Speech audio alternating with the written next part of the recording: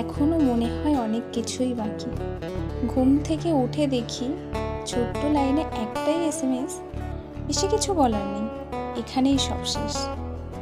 SMS-এর লাইনটা হয়তো একটু ছোট, কিন্তু লাইনটা যেন আমার কাছে মস্ত পাহাড়ের মতো। উত্তরে লেখার মতো তেমন কোনো ভাষাই ছিল না আর। ডোবা মনটা বলতে লাগলো, কি দোষ ছিল আমার? ভালোবেসে এমন তোমাকে কী বা ভুল করেছে? বাঁচার যত ইচ্ছে ছিল তা এক নিমেষেই মরেছে। দিন গেল, রাত্রি গেল, চোখের নেই বিশ্রাম, না চাইতেও অশ্রুগুলো ঝরল অবিরাম।